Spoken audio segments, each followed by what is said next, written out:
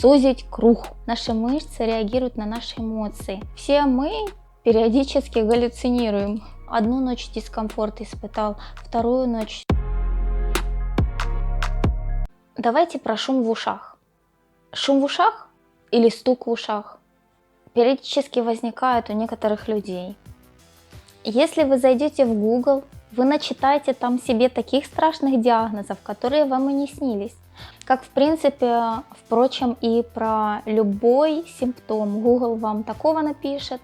Хотелось бы немножко сегодня упростить и, скажем так, сузить круг по поводу шума в ушах. Конечно же, как и в любом видео, на подобные темы я в первую очередь советую вам пройти обследование или анализ на причину или симптом, который вас беспокоит.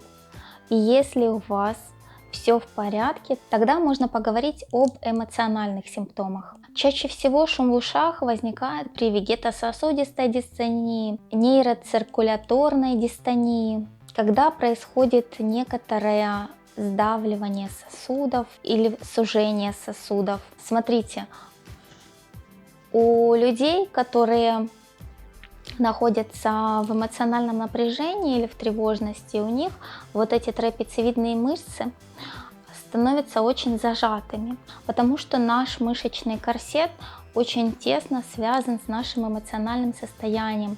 Наши мышцы реагируют на наши эмоции. И эмоция тревоги отображается нашими мышцами, как эмоция втягивания шеи в плечи. Вот вы видите, что происходит? Вот идет напряжение вот этих трапециевидных мышц. Соответственно, длительное напряжение способствует ухудшению кровообращения периферического, вот здесь, возле шеи. Почему очень тесно связан шейный остеохондроз и тревожные состояния? Когда идет ухудшение кровоснабжения, могут появиться какие-то головные боли, может быть даже появиться головокружение на этом фоне или шум в ушах. Ухудшение кровоснабжения может быть также от неправильно принятой позы во время сна, от неудобной подушки, либо от неправильно принятой позы во время бодрствования, когда вы незаметно для себя очень часто сутулитесь или сводите плечи вперед. Также идет ухудшение кровоснабжения. Кстати, шум в ушах в психиатрии считается слуховой галлюцинацией. Так что все мы периодически галлюцинируем.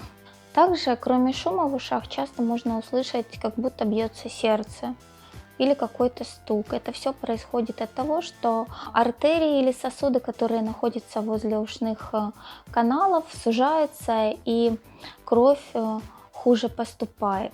Это также может быть связано с повышением артериального давления. Чем мы можем себе помочь? В первую очередь мы выбираем себе очень удобную подушку для сна, потому что во сне мы проводим треть времени своей жизни. Если вам кажется, что, подумаешь, одну ночь дискомфорт испытал, вторую ночь, но, увы и ах, этот симптом имеет накопительный эффект. Но если 1-2 ночи вы поспите неудобно, и это никак не отразится на вашем состоянии, то через месяц вы точно можете почувствовать какие-то негативные, неприятные симптомы. Также очень вам помогут возможные растяжки, плавные занятия стретчингом, занятия йогой, занятия плаванием, которое, как вы знаете, очень благоприятно сказывается на нашем позвоночнике. И также прием витаминных комплексов, которые позволяют улучшить и нормализовать баланс